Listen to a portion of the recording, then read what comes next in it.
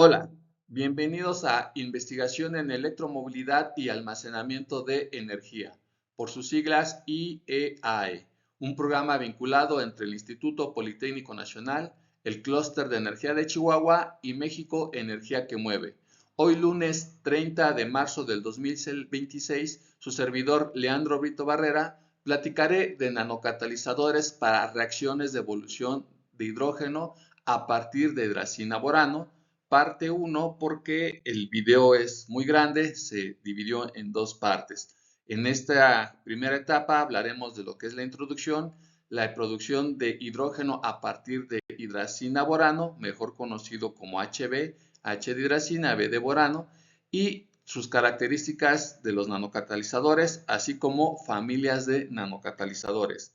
En cuanto a la introducción, recordar que la forma más rápida de obtener hidrógeno es a partir de la hidrólisis del agua. Separamos el hidrógeno del oxígeno del agua a través de un electrolito que quede disuelto en esa agua para acelerar la reacción de obtener hidrógeno en el cátodo. Y ese electrolito puede ser ácido o puede ser alcalino o básico. Si es ácido, ocurre en tres etapas.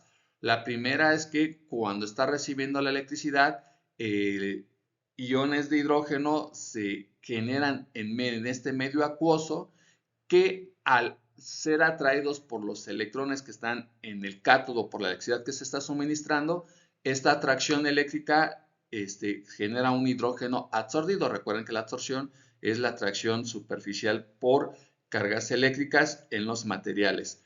Y ese hidrógeno absorbido se vuelve a recombinar con otro hidrógeno, ion hidrógeno que está en el medio acuoso, otra vuelta atraído por la parte de los electrones que están en el cátodo, y ya me va a formar la molécula de hidrógeno, H2, en forma gaseosa. Esas burbujas de gas son las que salen del cátodo y hay que estarlas almacenando para poder transportar el hidrógeno o utilizarlo. Otra tercera etapa es que ese hidrógeno absorbido en el cátodo, en vez de recombinarse con otro ion de hidrógeno que esté en el medio acuoso, también se puede unir a otro mismo hidrógeno que esté absorbido para formar la molécula H2 gaseosa. Recuerden que el hidrógeno es muy electrovalente, no puede estar solo, se recombina consigo mismo para tener dos átomos de hidrógeno que forman la molécula de hidrógeno en forma gaseosa. En cuanto al medio alcalino, es más rápido en el agua disuelta con algo alcalino, que puede ser cualquier sal, implica que con la electricidad que se está sintiendo por el cátodo, y entonces se separa la molécula directamente del hidrógeno H2 con un ion hidroxilo OH negativo. Hay otras formas de obtener el hidrógeno. La segunda más común es la disociación del amoníaco. Tan es así que en muchos videos anteriores hemos platicado que la forma que hoy por hoy se utiliza para transportar a grandes distancias el hidrógeno es vía almacenándolo en amoníaco, ya que este amoníaco NH3, su reacción de separación va a ser que me va a dar media molécula de nitrógeno más 3 medios de moléculas de hidrógeno, en donde lo meto en un reactor, y en este reactor igual pongo algunos catalizadores como pueden ser de platino o de iridio, y se pone también otro electrodo que sea completamente de platino, y al aplicarles esta electricidad en los electrodos se va a estar separando el nitrógeno del hidrógeno. Una tercera forma que también ya es muy utilizada es aquella que no necesitamos ponerle electricidad, como es a la electrólisis del agua para separar el medio ácido del medio alcalino, o la separación del amoníaco en nitrógeno e hidrógeno, sino que directamente al meterle hidracina borano al agua, esto va a reaccionar, y la molécula de hidracina borano, la molécula está combinada por dos reactivos. La primera es BH3, que es el borano, simplemente B, que se puede reaccionar por hidrólisis, y el fragmento N2H2, que es la hidracina, que puede sufrir deshidrogenación por descomposición catalítica. Entonces, La producción de hidrógeno a partir de hidracina-borano, Hb, es por hidrólisis del grupo BH3, del grupo borano. Entonces, Na2H2, que es la hidracina, BH3, que es el borano, al estar combinados con agua, se va a separar la hidracina N2H2 y va a quedar más el hidróxido de borano, BOH3, más 3 moléculas de hidrógeno. Y eso es importante porque no tuvimos que poner electricidad para hacer esta reacción, simplemente la hidracina borano, meterla al agua. Esta ruta libera 3 equivalentes de moléculas de hidrógeno por cada mol de hidracina borano. Hay una segunda etapa B, que es la deshidrogenación completa o de alta extensión. Aquí primero se hidroliza el borano y luego se convierte el fragmento hidracina buscando tomar principalmente el hidrógeno y el nitrógeno, minimizando la formación de amoníaco. Esta segunda etapa, una vez que ya separamos el hidrógeno del borano para tener hidróxido de borano y separar la hidracina, la segunda etapa es que de esta hidracina hay que separar el hidrógeno y el nitrógeno, pero al estarlas separando se pueden formar subproductos como es el amoníaco, y eso es algo no deseable. En trabajos clásicos de alta extensión se reporta la liberación de hasta 5.79 con una incertidumbre de más o menos 0.05 equivalentes de hidrógeno más nitrógeno por cada molécula, por cada mol, perdón, de hidracina borano, con selectividad de hidrógeno de hasta el 93%. Implica que el otro 7% sí está generando subproductos como el amoníaco. Los materiales de almacenamiento de hidrógeno más destacados son el amoníaco borano, los ductos de amina borano, el amoníaco triborano y los boratos de amonio. El borano de hidracina o hidracina borano, N2H4BH3HB, mejor conocido como HB, es un portador primario de hidrógeno con una alta capacidad gabrimétrica de almacenamiento de hidrógeno, de hasta 15.4% en peso y además un bajo peso molecular. Entonces vean que la familia de los boranos son también altos almacenadores de hidrógeno, así como lo es el amoníaco. Máxime si combino el amoníaco con el borano o una amina con borano. Pero el que es más utilizado de esta familia es la hidracina borano, mejor conocido como HB, porque en peso, si yo tengo lo que es 100 gramos de hidracina borano, bueno, 15.4 gramos, porque es 15.4% en peso, serán lo que yo pueda obtener de hidrógeno. Por eso es muy importante esta reacción. Ahora bien, no es tan fácil como decir, bueno, echo esto, la hidracina borano al agua y ya tengo un montón de hidrógeno.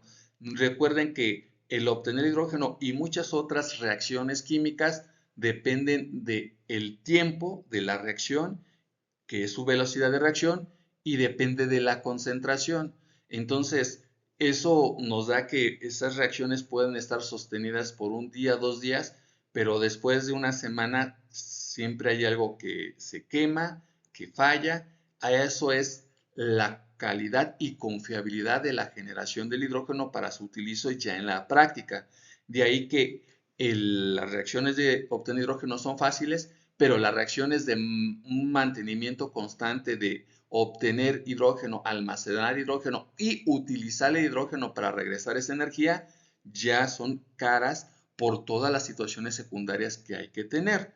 En ese tenor, esta gráfica da la evolución temporal de la deshidrogenación del DMAB, que es P-dimetilaminovenzaldehído, en presencia de nanopartículas de P níquel, o sea, níquel paladio, P2 poli 3,4 etilendioxitiofeno, con diferentes concentraciones de catalizador a 25 grados centígrados.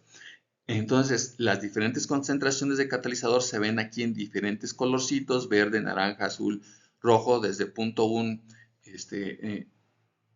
minimoléculas hasta 0.04 milimoléculas.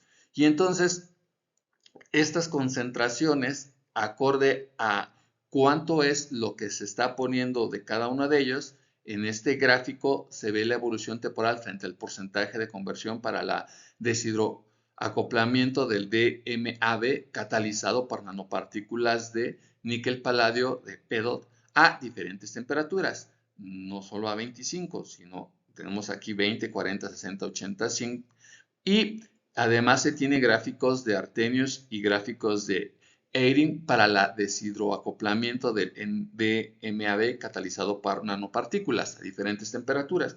Entonces, vean que esto, a tener yo más concentración como es el punto rojito, obviamente me está dando más deshidrogenación, que están hasta arriba los puntos rojitos, a través del tiempo, pero no es constante. Vean que después de un tiempo, el azul, que es con menor concentración, me genera más hidrógeno que el propio concentración rojita. Ahora, en cuanto a la parte de conversión, el verde me da una conversión más lineal, una línea recta, y el rojo me da más un tipo exponencial o pues sí, más exponencial. Entonces, el hecho de obtener una reacción no solo es decir ya obtuve hidrógeno, sino ver su comportamiento a través del tiempo, y no solamente es en 2, 3, 4 minutos, sino es en meses, años, y eso sí te va a dar un proyecto sustentable, porque recuerden que esos proyectos cuestan millones y entonces su retorno tiene que ver en años. Y si estas situaciones en años son más los mantenimientos y equipos que tienen que estar cambiando, pues no son rentables. De ahí que todavía tenga que hacerse bastante investigación para hacer realidad el estar usando este tipo de tecnologías para obtener un sistema energético basado en el hidrógeno. Por ello, para mejorar la velocidad de reacción, el mantener esta reacción en el tiempo, se siguen estudiando estos catalizadores que aceleran la reacción, y los mejores son los nanocatalizadores. Partículas nanoatómicas, otra vuelta a hablar de escala de 10 a la menos 9, ya es nano. Los nanocatalizadores son decisivos porque las reacciones dependen de absorción y activación de enlaces boro-hidrógeno, nitrógeno-hidrógeno, nitrógeno-nitrógeno y oxígeno-hidrógeno del solvente. Recuerden que una disolución, el solvente pues es el que tiene mayor contenido. Generalmente aquí pues estamos hablando del agua. Alta área superficial, presencia de sitios metálicos accesibles, que es donde vamos a poner nuestros nanocatalizadores, control eléctrico del centro activo. En este caso, para mejorar la hidrólisis, que se puede dar de manera espontánea con la hidrazina borano, también es conveniente ponerle electricidad, un par de electrodos, para aumentar esta reacción, que es donde ya podemos usar con nanocatalizadores. Y supresión de rutas laterales que formen amoníaco o desactiven el catalizador. A veces, cuando se están generando subproductos, estos subproductos dejan o eliminan la aceleración que está haciendo el catalizador, eliminan propiamente el catalizador, o forman subproductos que no nos interesan, que en este caso es el amoníaco.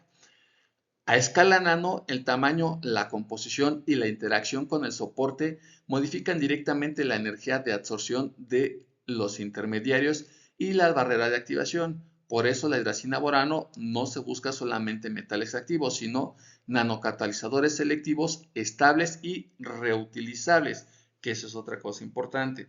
Recuerden que en esta época se busca que sean reciclables, porque muchos de los materiales tienen ya cierto tiempo de vida de obtenerlos de las minas y utilizarse. En unos 30, 40 años, la minería ya no van a ser de extraerla del subsuelo, sino de estar reciclando todos los materiales que estuvimos utilizando. Las características de los nanocatalizadores son que un catalizador competitivo debe reunir varios atributos. El primero, un catalizador competitivo debe unir estos atributos. Alta velocidad de evolución de hidrógeno. Como se ve aquí, que a la hora de que tú metas el catalizador, por solo su presencia, se esté generando más hidrógeno por cada segundo, por unidad de tiempo. Selectividad cercana al 100% hacia el hidrógeno. Repetimos que no se esté obteniendo otros subproductos como el amoníaco. Aquí se ve la selectividad, que además las moléculas que están obteniendo sean de hidrógeno azul y estos amarillitos casi no se estén generando como lo podría ser el amoníaco. Operación a temperatura ambientes o moderadas. Esto también la parte de muchos de los reacciones para obtener hidrógeno requieren altas temperaturas. Entonces, parte de la energía que estamos obteniendo la debemos de estar utilizando para generar esa alta temperatura y entonces la energía útil ya para nosotros obtenerla después del hidrógeno es menor. Eso no es conveniente. Entre la temperatura a la cual se lleven estas reacciones de obtención de hidrógeno sean más cercanas al ambiente, es más económicamente factible el que esto se lleve a escala industrial. Baja energía de activación. Recuerden que las reacciones tienen que ver con la entalpía de formación de los compuestos. Entonces, si yo al agua le tengo que tener bastante energía para activar que se separe el hidrógeno del oxígeno, pero el hidrógeno al separarse me queda en forma de iones. Si la entalpía de formación de que esos iones se juntan es mayor al estarle metiendo hidrógeno, al estarle metiendo electricidad, lo que se tiene que meter, pues no es rentable. Obviamente, pues sí es rentable porque es poca la electricidad que se mete, poca la energía y más el hidrógeno que se obtiene en el caso de la hidrólisis del agua. En el caso de la hidracina borano también es bastante rentable, que es poca la energía la que se tiene que meter para separar el hidrógeno de la hidracina borano y más la entalpía de formación de esta hidracina borano, por lo cual me da una entalpía baja de formación de hidrógeno que me da mayor energía almacenada en este hidrógeno. Por eso se requiere baja energía de activación. La resistencia al sinterizado y al envenenamiento.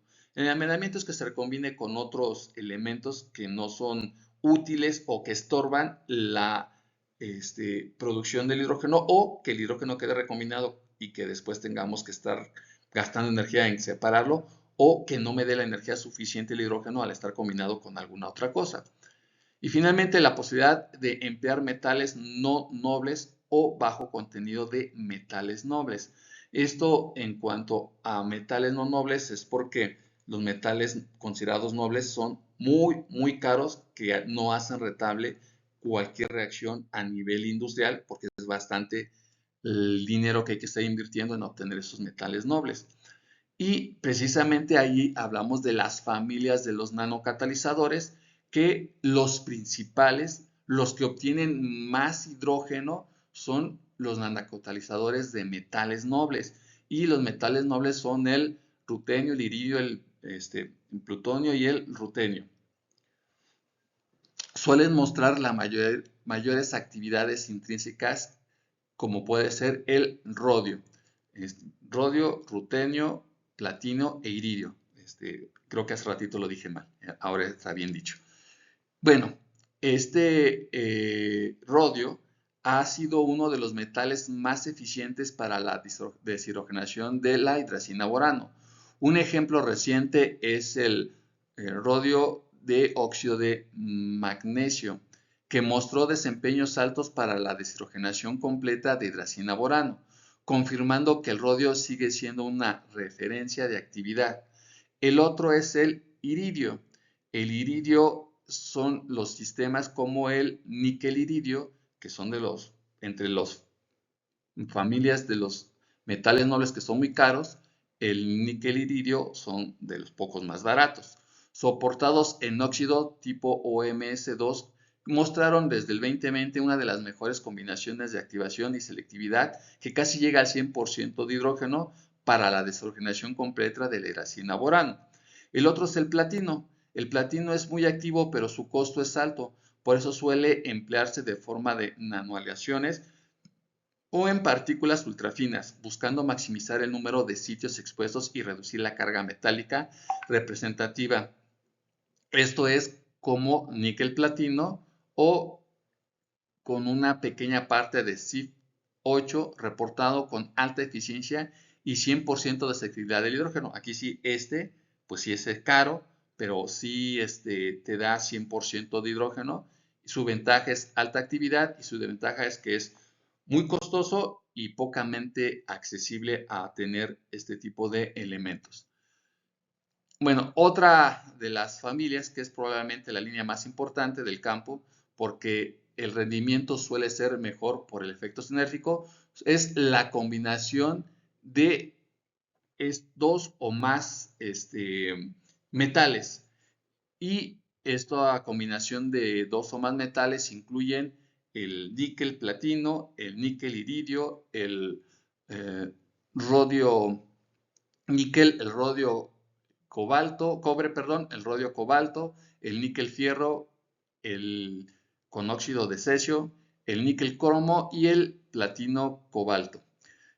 Porque funcionan mejor las aleaciones, pues porque el segundo metal puede modificar la densidad electrónica del metal principal, optimizar la absorción, o sea, la atracción eléctrica de especies derivadas del borano y de la hidracina y facilitar la ruptura de enlaces, combinar la selectividad entre formación de hidrógeno y nitrógeno y sus subproductos, es decir, aseguran que se forme más hidrógeno y no subproductos como el amoníaco. Y la tercera familia son nanocatalizadores libres de metales nobles. Son especialmente importantes por costo y escalabilidad. Se basan sobre todo en níquel, cobalto, ferrio, cobre, cromo. La dificultad es que, aunque suelen ser baratos, deben competir con nobles en velocidad, selectividad del hidrógeno y durabilidad. Entonces aquí se hace la clásica comparación, poco más baratos, pero no me producen tanto hidrógeno y son las investigaciones que siguen haciendo para ver que esto se puede llevar a escala industrial.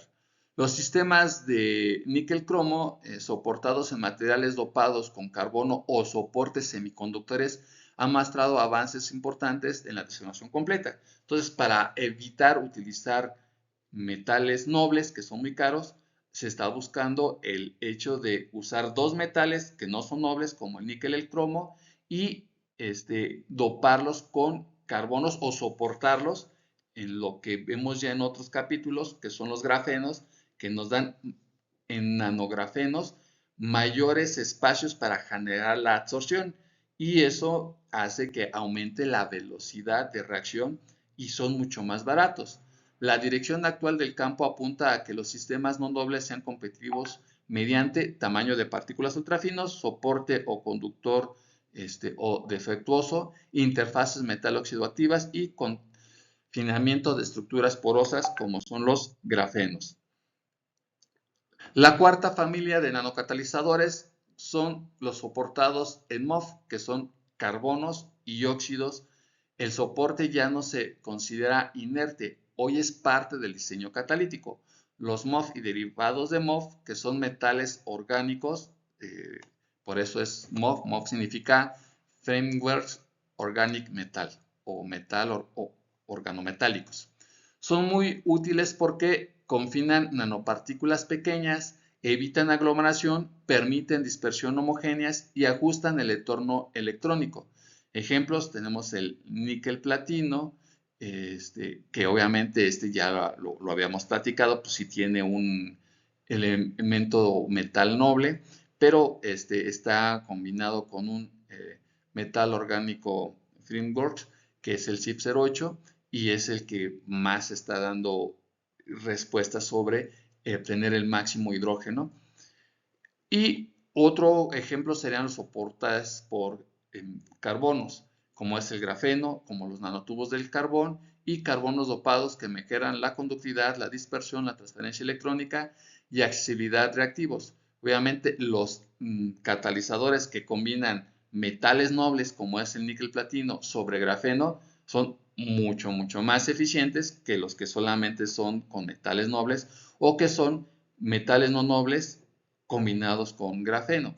El mejor es metales nobles con grafeno. Otro de ellos es el rodio con cobalto y nanotubos de carbón.